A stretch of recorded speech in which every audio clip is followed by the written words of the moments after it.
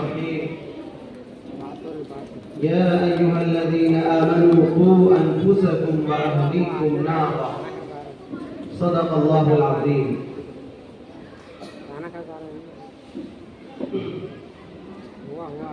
محترم علماء کرام، مہمانان اعظام اور سامعین کرام، اسکول اور ہائی اسکول کے عزیز بچوں اور ان کے گارجین، المعارف دینی ملی تنظیم کے تمام اراکین، میرے لیے انتہائی خوشی اور مسرت کی بات ہے کہ میں اس تنظیم کے تحت ہونے والے انتہائی علمی، دینی، دلچسپ کوئز کے اس پروگرام میں شریک ہوا اور اللہ تعالیٰ نے آپ سب کو بھی شرکت کا موقع عطا فرمایا۔ اس موقع پر مجھے 2-3 باتیں عرض کرنی چاہیے۔ پہلی بات تو یہ ہے کہ سب سے پہلے میں اس تنظیم کے تمام اراکین کو مبارکباد پیش کرتا ہوں کہ آپ نے اسکول کے وہ بچے جن کے بارے میں یہ تصور ہوتا ہے کہ یہ دنیا کی تعلیم حاصل کر رہے ہیں اور اپنے دین کی بنیادی باتوں سے ناواقف ہیں، اور یہ بات غلط بھی نہیں۔ آپ دیکھیں گے مسلمانوں میں ایسے بہت سارے لوگ آپ کو مل جائیں گے جنہوں نے اسکولوں، کالجوں، یونیورسٹیوں میں بڑی بڑی ڈگریاں حاصل کی، مگر آپ ان سے دین کے بارے میں معلوم کیجئے تو بنیادی باتوں کا انہیں علم نہیں، انہیں ایمان کا علم نہیں، انہیں فرائض کا علم نہیں، نماز روزوں کا علم نہیں، حلال اور حرام کا علم نہیں۔ اب ظاہر ہے جب ان کو علم ہی نہیں ہوگا تو عمل کہاں سے آئے گا؟ لہذا انہوں نے ڈگریاں تو حاصل کر لی، نوکریاں تو حاصل کر لی، مگر جس چیز کی طرف سب سے پہلے توجہ دینی چاہیے، جو یہاں سے لے کر کے وہاں تک کام آنے والی چیزیں ہیں، دنیا سے لے کر آخرت تک کام آنے والی چیزیں ہیں، وہاں سے لوگوں نے غفلت برتی تو ظاہر ہے کہ کوئی کامیابی نہیں ہے۔ ہم چاہتے ہیں کہ ڈاکٹر بھی ہو تو ایسا ڈاکٹر ہو جو مسلمان ہو، انجینئر بھی ہو اور پکا مسلمان بھی ہو۔ اسی طرح سے دنیا کی جس لائن میں ہمارے بچے اور بچیاں آگے بڑھیں، مگر ضروری ہے کہ وہ اسلام سے اپنا رشتہ مضبوط رکھیں۔ انہیں معلوم ہونا چاہیے کہ صحیح ایمان کیا ہے، صحیح عقیدہ کیا ہے، صحیح اخلاق کیا ہے، صحیح آداب کیا ہے، حلال کیا ہے، حرام کیا ہے۔ لہذا ایسے ماحول میں اسکول اور کالج کے بچوں کو جمع کرنا اور انہیں دین کی بنیادی معلومات دینا، تاریخی معلومات دینا، سیرت طیبہ کے بارے میں معلومات دینا، صحابہ کی زندگیوں کے بارے میں معلومات دینا، اپنے میں یہ بہت بڑا مثبت اور بہت مفید قدم ہے۔ میں اس پر آپ سب کو مبارکباد پیش کرتا ہوں۔ دوسری بات یہ ہے، ہمارے بچے اور ان کے جو گارجین یہاں موجود ہیں، میں ان سے یہ کہنا چاہتا ہوں کہ آپ سب جانتے ہیں کہ ہر انسان کو اپنے بچوں سے پیار ہوتا ہے، ہر انسان اپنے بچے سے پیار کرتا ہے، چاہے کسی بھی مذہب کا ماننے والا ہو۔ بچوں کے لیے اچھے سے اچھے کھلونے لاتا ہے، اچھے سے اچھے کپڑے پہناتا ہے، اچھے سے اچھی چیزوں کا نظم کرتا ہے، کھانے پینے کی چیزوں کا نظم کرتا ہے، اچھا سے اچھا گھر بنا کر کے دیتا ہے، اس کی تمام خواہشات کو پوری کرنے کی کوشش کرتا ہے۔ بچوں کو ذرا سی تکلیف پہنچ جائے تو تڑپ جاتا ہے، پریشان ہو جاتا ہے، بیمار ہو جائے تو پریشان ہو جاتا ہے، ذرا سی کچھ پریشانی ہو والدین کی نیند اڑ جاتی ہے، جینا حرام ہو جاتا ہے۔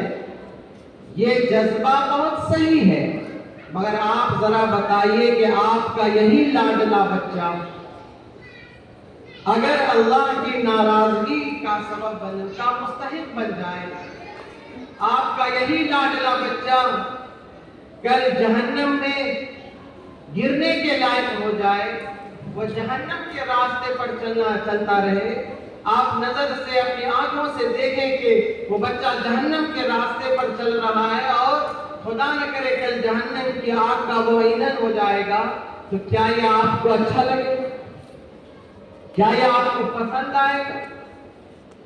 جس بچے کی تھوڑی سی بیماری کو ہم برداشت نہیں کر پاتے، ہم پریشان ہو جاتے ہیں، وہ بچہ ایسے راستے پر چل پڑے جو ہلاکت کا راستہ ہے، جو بربادی کا راستہ ہے، جو جہنم کا راستہ ہے، بھلا وہ راستہ آپ اپنے بچوں کے لیے کیسے پسند کر سکتے ہیں؟ آپ کی ہمدردی کا تقاضا، بچوں سے لاڈ اور پیار کا تقاضا یہ ہے کہ آپ بچوں کی فکر کیجیے۔ آپ دیکھ رہے کتنے فتنے ہیں، کتنے طوفان ہیں، کتنی آندھیاں ہیں، کتنی سازشیں ہیں، کیسا سلیبس بنایا گیا ہے، کیسا کریکولم تیار کیا گیا ہے، اور کیسا نظام بنایا گیا ہے، اور کیسی کیسی تبدیلیاں ہو رہی ہیں۔ جتنی زیادہ تبدیلیاں ہو رہی ہیں، یہ سب آپ کو بیدار کرنے کے لیے ہے۔ آپ کو ان تبدیلیوں سے، ان حالات سے سبق لینا ہے، اور سبق لے کر کے اپنے لیے، اپنی اولاد کے لیے صحیح راستہ منتخب کرنا ہے۔ ہمیں یہ عزم کرنا ہے اور اپنے بچوں کو سمجھانا ہے کہ دنیا میں بہت سی نعمتیں اللہ کی ہیں، مگر ان تمام نعمتوں میں سب سے بڑی نعمت ایمان کی نعمت ہے، سب سے بڑی نسبت اسلام کی نسبت ہے، سب سے بڑا خزانہ اور تحفہ قرآن کا تحفہ ہے۔ یہ تحفہ، یہ خزانہ، یہ نسبت، اس کی لاج رکھو، اس کی قدر و قیمت سمجھو۔ اللہ تعالیٰ نے یہ دنیا بنائی، بہت ساری مخلوقات اللہ نے پیدا کی، ان تمام مخلوقات میں انسانوں کو سب کا سردار بنا۔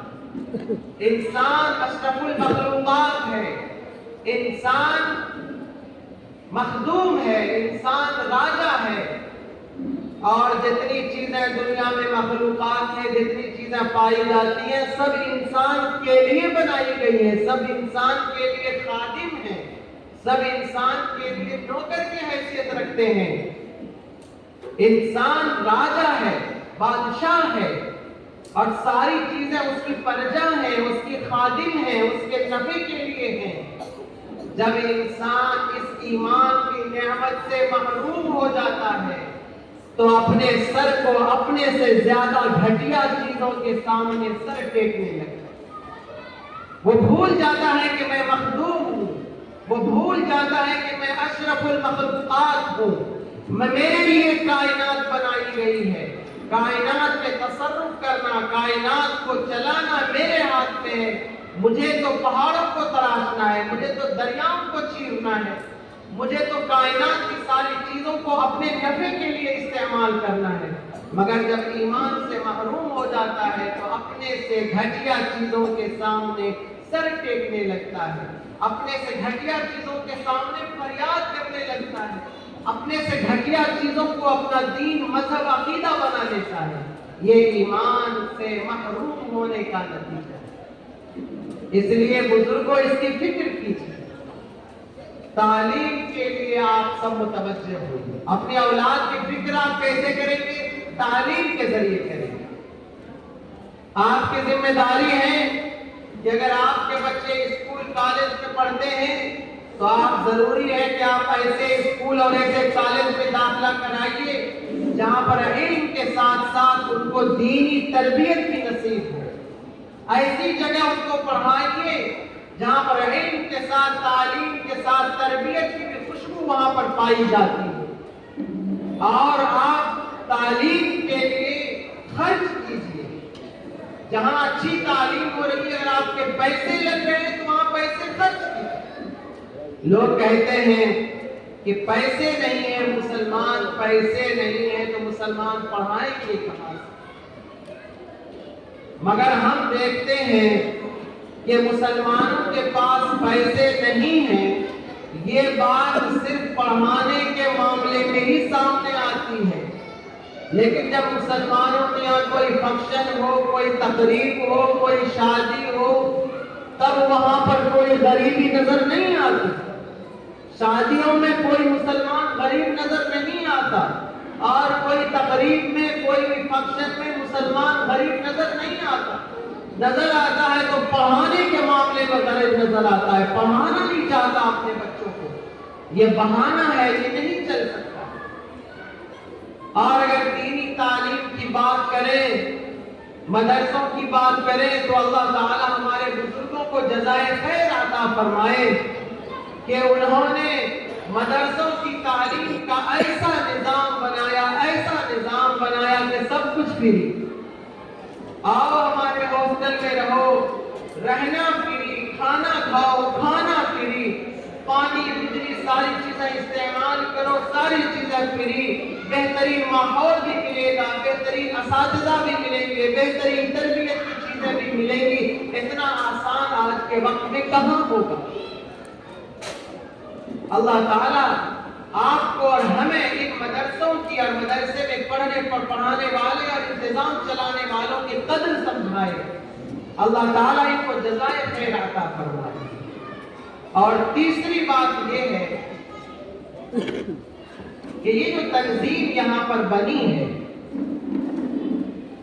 आपने देखा कि तंजीम के कामों में इन लोगों ने कितना बेहतरीन प्रोग्राम पेश किया, तालीम का प्रोग्राम पेश किया। दुनिया भर में एनजीओज हैं, दुनिया भर में तंजीमें हैं, हर मजहब के अंदर तंजीमें हैं, हर कबीले के अंदर तंजीमें हैं, हर खानदान के अंदर तंजीमें हैं। तंजीमों और एनजीओज की बड़ी जरूरत है। दुनिया एनजीओज बना रही है। क्यों बना रही है? इसलिए कि अल्लाह ताला ने पांचों उंगलियों को बराबर नहीं रखा। अल्लाह का निजाम है, ये मालदार है, ये गरीब है। अल्लाह का निजाम है, दो भाई हैं, एक को कोई बिजनेस नहीं है, कोई काम काज नहीं है, और एक माशाअल्लाह बहुत अच्छा। अल्लाह का निजाम है कि दो बहनें हैं, दोनों की शादियां हो गई हैं, एक बेवा हो गई, एक को तलाक हो गई, दूसरी खुशहाल है। अल्लाह का निजाम है, दो भाई हैं, एक का पहले इंतकाल हो गया, उसके बच्चे यतीम हो गए, और दूसरा भाई खुशहाल है। ऐसे में समाज अनबैलेंस हो जाता है। ऐसे में समाज अनबैलेंस हो जाता है कि साहब ये साहब है, घर है, मकान है, नौकरी है, गाड़ी है, खुशहाल है माशाअल्लाह, और एक भाई है कि साहब उसका इंतकाल हो गया, उसके बच्चे यतीम। एक भाई है, उसका बिजनेस नहीं चल रहा है। एक भाई है, उसका कर्जा बहुत आ गया है। एक भाई है जो बीमार बहुत पड़ गया है। ऐसे मौके पर समाज का बैलेंस बनाने के लिए एनजीओ बहुत जरूरी है। मुझे खुशी है आप इसकी अहमियत को समझे। मैं इन नौजवानों से मिला हूँ, माशाअल्लाह सारे उलमा हैं, फुज़ला हैं, और मुझे नाम बताने की भी जरूरत नहीं होनी चाहिए, इसलिए कि सभी से आप वाकिफ हैं। यहाँ पर आपने देखा मुफ्ती हनीफ साहब है, मुफ्ती वसीम साहब है, हाफिज अब्दुल रशीद साहब है, हाफिज इरबाज साहब, मौलाना इमरान साहब, गुलाम मोहम्मद साहब, फैजान साहब, खतीब साहब, हाफिज इमरान साहब है, हाफिज शादाब साहब है, हाफिज अब्दुल बारी साहब है, और भी कुछ निम्बरान हो सकते हैं। ये सब आपके सामने हैं। आपने इनकी कारकर्दगियों को देखा, इनके शौक और जज्बों को देखा। मैं उम्मीद करता हूँ कि ये सब मेहनत करेंगे, ये सब आगे बढ़ेंगे, समाज को लेकर के आगे बढ़ेंगे, ये काम करेंगे, जरूरतों को पर काम करेंगे। हमारे बच्चों से अभी सवाल किया गया, ईमान की, इस्लाम की बुनियाद कितनी चीजों पर? हम समझते हैं बच्चों ने तो सही जवाब दे दिया, हमारे बड़ों ने भी जवाब दे بڑوں کو بھی یہ جواب یاد ہی ہوگا کہ اسلام کی بنیاد 5 چیزوں پر ایمان ہے، نماز ہے، زکوٰۃ ہے، روزہ ہے، حج ہے، 5 چیزیں۔ رسول اللہ صلی اللہ علیہ وسلم بتانا چاہتے ہیں کہ اسلام ایک عمارت ہے، اسلام ایک بلڈنگ ہے، اسلام ایک بلڈنگ کا نام ہے، اسلام ایک بلڈنگ ہے اور اس میں یہ 5 چیزیں بنیاد ہیں، 5 چیزیں پلر ہیں، اسلام کی یہ 5 چیزیں پلر ہیں۔ تو پھر میرا سوال آپ سے یہ ہے کہ پھر اسلام کی چھت کیا ہے، دیوار کیا ہے؟ آپ نے سوچا کہ بھی اس سوال کا جواب کہ بنیاد تو یہ 5 چیزیں ہو گئی، لیکن چھت کیا ہے، دیوار کیا ہے؟ اس کو سوچا آپ نے؟ اسلام کی جتنے احکام اللہ تعالیٰ نے مسلمانوں کو دیے ہیں اس کی 2 قسمیں، کچھ احکام تو وہ ہیں جو اللہ کا حق ہے اور کچھ احکام وہ ہیں جو بندوں کے حق ہیں۔ اللہ کے حقوق ہیں، بندوں کے حقوق، یہ جن 5 چیزوں کو گنایا گیا ہے یہ سب اللہ کے حقوق ہیں۔ ایمان اللہ کا حق ہے، روزہ اللہ کا حق ہے، زکوٰۃ اللہ کا حق ہے، اگر کہ اس میں غریبوں کا بھی لگا ہوا حق ہے مگر اللہ کا حق ہے، روزہ اللہ کا حق ہے، حج اللہ کا حق ہے، یہ بنیاد ہے۔ باقی اسلام کی جو دیواریں ہیں، اسلام کی جو چھت ہے وہ بندوں کے حقوق ہے۔ یہ بھی دین اور ایمان ہے، وہ بھی دین اور ایمان، دونوں ہی ایمان ہیں۔ قرآن کریم میں ایک چھوٹی سی سورت آئی ہے، ہم سب اس کو پڑھتے ہیں نمازوں میں، اَرَأَيْتَ الَّذِي يُكَذِّبُ بِالدِّينِ۔ اللہ نے ایک سوال دے دیا، کیا سوال دیا؟ ایک کوشچن دیا، جیسے ہم نے بچوں سے سوال کیا، اللہ سوال کرتا ہے، بتاؤ وہ کون ہے جو دین کو جھٹلاتا ہے؟ کون ہے جو کذب بالدین؟ کون ہے وہ انسان جو دین کو جھٹلاتا ہے؟ ہم سے پوچھا جائے گا وہ دین کو کون جھٹلاتا ہے، ہم کہیں گے وہ جو کافر ہے، وہ جو مشرک ہے، وہ جو کافر ہے، وہ جو مشرک ہے، وہ جو یہود ہے، نصارہ ہے، یہ لوگ ہیں جو دین کو جھٹلاتے ہیں۔ لیکن اللہ تعالیٰ نے کچھ اور ہی جواب دیا، دین کو کون جھٹلاتا ہے؟ فَذَلِكَ الَّذِي يَدُعُّ الْيَتِيمَ۔ دین کو جھٹلانے والا تو وہ انسان ہے جو یتیم کو دینے کی بجائے ڈانٹتا ہے۔ کوئی مانگنے والا آ جائے تو اس کو ڈانٹتا ہے، اس کو دیتا ہی نہیں۔ وَلَا يَحُضُّ عَلَىٰ طَعَامِ الْمِسْكِينِ، اور غریب کو کھلانے پلانے پر دوسروں کو ترغیب نہیں دیتا، جب وہ نہ تو خود کھلاتا ہے نہ دوسروں کو ترغیب دیتا ہے۔ کچھ لوگ بخیل ہوتے ہیں، خود تو نہیں کھلاتے مگر کسی کے ذریعے سے کھلوا دیتے ہیں، مگر یہ ایسا انسان ہے جو نہ خود کھلاتا ہے نہ دوسروں کو کھلانے کا موقع دیتا ہے۔ تو اللہ تبارک و تعالیٰ کی نظر میں دین کو جھٹلانے والے انسان کا تعارف یہ ہے کہ جو یتیموں کی فکر نہیں کرتا، جو غریبوں کی فکر نہیں کرتا۔ خالی ایمان کا مطلب لا الہ الا اللہ محمد رسول اللہ نہیں ہے۔ ایمان کے لیے جہاں اللہ کے حقوق کو دیکھنا پڑتا ہے وہاں پر انسانوں کے حقوق کو بھی دیکھنا پڑتا ہے۔ ایک حدیث میں رسول اللہ صلی اللہ علیہ وسلم نے ارشاد فرمایا، لیس المؤمن بالذی یشبع وجارہ جائع الی جنبہ، کہ مومن وہ انسان نہیں ہے جو خود کو بالکل آسودہ رہے اور اس کا پڑوسی بھوکا رہے۔ آپ چاہتے ہیں کہ ایمان کی حقیقت کو جانیں تو ان حدیثوں سے، ان آیتوں سے ایمان کی حقیقت کو سمجھیے۔ ایمان وہ بھی ہے اور ایمان یہ بھی ہے۔ اگر ہم چاہتے ہیں کہ ہمارے ایمان کی بلڈنگ مکمل ہو تو وہاں پلر لگانے کے ساتھ ساتھ دیوار بھی لگانی ہوگی، چھت بھی ڈالنی ہوگی، پالش بھی کرنی ہوگی، دروازے بھی لگانے ہوں گے، شیشے بھی لگانے ہوں گے۔ اس کے لیے آپ کو بہت کچھ کام کرنے کی ضرورت ہے۔ ہمارے یہ المعارف تنظیم کے ذمہ داران نے بڑی فکر مندی کے ساتھ یہ پروگرام کیا۔ ان کا حوصلہ ہے، کہ اس علاقے کا کوئی بچہ جاہل نہ رہے، اس علاقے کی کوئی غریب عورت، بیوہ عورت محتاج نہ رہے۔ آپ سے لے کر کے ان کو دیا جائے گا، آپ کے تھوڑے تھوڑے پیسے لے کر کے ان کو دیا جائے گا۔ کیا فائدہ ہوگا آپ کا؟ آپ کا اصل مال تو وہی ہے جو آخرت میں کام آنے والا ہے۔ وہ پیسے جو ہم کھا لیتے ہیں، جو کپڑوں میں لگا دیتے ہیں، جو جوتوں میں لگا دیتے ہیں، وہ تو ہم نے لیا اور ختم کر دیا، لیکن اصل پیسہ جو کام آنے والا ہے آخرت میں وہ وہی ہے جو ہم اپنے غریبوں پر خرچ کرتے ہیں، جو ہم فکر کرتے ہیں۔ ایمان والا انسان ہمدرد ہوگا، ایمان ہمدردی سکھاتا ہے۔ آپ ہمدرد بنیے، آپ غریبوں کی فکر کرنے والے بنیے، آپ بچوں کی فکر کرنے والے بنیے۔ یہ آپ کا انسانی بھی فریضہ ہے اور ایمانی بھی فریضہ ہے۔ آج کے پروگرام کو کامیاب بنانے کے لیے آپ دیکھ رہے ہیں کتنے بڑے علماء یہاں پر تشریف لائے ہوئے۔ بیلگام ظاہر دور ہے، وہاں سے پوری ایک ٹیم آئی ہوئی۔ جناب مفتی محمد زید صاحب قاسمی ہیں، ساتھ میں مولانا محمد ایاز انعامی صاحب ہیں، مفتی جہانگیر مظاہری صاحب ہیں، مولانا محمد طلحہ صاحب ہیں۔ یہ سارے کے سارے علماء کرام یہاں پر تشریف رکھتے ہیں، سارے بڑے علماء یہاں موجود ہیں۔ اسی طرح سے مڑگاؤں اور آس پاس کے جتنے ائمہ میں دیکھ رہا ہوں وہ سب مولانا محمد صاحب بھی آئے، سارے ائمہ یہاں موجود ہیں۔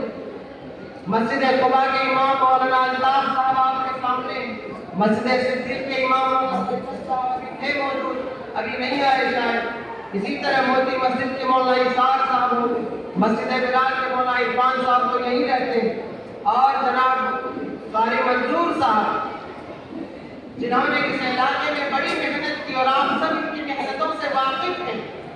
انہوں نے محنت کرنے کے ساتھ ساتھ نوجوانوں کی ٹیم بھی یہاں پر کھڑی کر دی، اور الحمدللہ ان بڑے لوگوں کی سرپرستی میں یہ ٹیم یہاں پر کام کرے گی۔ اسی طرح مولانا صلاح الدین صاحب جامعۃ المعارف والے، یہ بڑے بڑے علماء دور سے نزدیک سے سب آپ کے سامنے آئے ہوئے۔ ان سارے علماء کا، اسی طرح جو علماء ہیں بھائی، میں بعض کے نام اگر بھول گیا ہوں تو، یہ جو علماء ہیں حقیقت میں ہدایت کے چراغ ہیں۔ آپ کا رشتہ ان علماء سے مربوط رہنا ہے۔ آج کے وقت میں لوگوں کی کوششیں ہیں کہ امت مسلمہ کا رشتہ علماء سے کاٹ دیا جائے، علماء سے الگ کر دیا جائے۔ اور ہمارے قاری صاحب وہاں سہارنپور سے بھی تشریف لائے، ان کا نام بھول گیا۔ تو بہرحال سارے علماء، لوگوں کی کوششیں ہیں کہ علماء سے رشتہ امت مسلمہ کا کاٹ دیا جائے۔ آپ سب کی ذمہ داری ہے کہ اپنے علماء سے محبت کریں، اپنے علماء کا تعاون کریں۔ یہ جس خیر کی اور نیکیوں کی دعوت دیتے ہیں آپ ان کا ساتھ دیں، اور جن برائیوں کے خلاف یہ آواز اٹھاتے ہیں آپ ان برائیوں کو چھوڑیں اور ان برائیوں کو مٹانے میں اپنے علماء کا ساتھ دیں۔ جتنے بچے یہاں پر آئے ہیں اور جو کامیاب ہوئے، میں تو سمجھتا ہوں سارے ہی کامیاب تھے۔ اتنا سخت امتحان لیا، یہ بچوں نے یاد کیا، اتنے علماء کے سامنے آنا، چھوٹے چھوٹے بچے اسٹیج پر آ کر کے بولنا، مائک لے کر کے، ان کے کانفیڈنس کی بات ہے، ہمت کی بات ہے، حوصلوں کی بات ہے، انہوں نے جواب دیا۔ سخت سوالات تھے۔ اللہ سے میں دعا کرتا ہوں کہ یہ سلسلہ چلتا رہے اور آگے بہتر سے بہتر پروگرام ہوتے رہے۔ میں تمام بچوں کو مبارکباد پیش کرتا ہوں، ان کے گارجین کو مبارکباد پیش کرتا ہوں، اور المعارف کی پوری تنظیم کو، ہمارے عزیز مفتی محمد وسیم صاحب قاسمی، سارے علماء یہاں پر ہیں۔ یہاں آ کر سب سے تعارف ہوا، مفتی وسیم صاحب اور مفتی زید صاحب نے دیوبند میں کئی سال گزارے، ہم لوگوں کی نگرانی میں ہمارے گزارے۔ ہم نے دیکھا ان کی محنتوں کو، ان کی فکری صلاحیتوں کو، تربیت کو۔ الحمدللہ ہمیں امید ہے کہ یہ اور ان کی پوری ٹیم بڑے کام کرے گی۔ ان کے ذریعے سے یہاں بڑا انقلاب پیدا ہوگا، اور ظاہر ہے جو کچھ بھی انقلاب ہوگا وہ سب آپ کے تعاون سے ہوگا۔ اللہ تبارک و تعالی ہم سب کی آمد کو قبول فرمائے، محنتوں کو قبول فرمائے، بیٹھنے کو قبول فرمائے، اور المعارف تنظیم کے تمام ذمہ داران کو اللہ تعالیٰ جزائے خیر عطا فرمائے۔ وآخر دعوانا ان الحمد للہ رب العالمین۔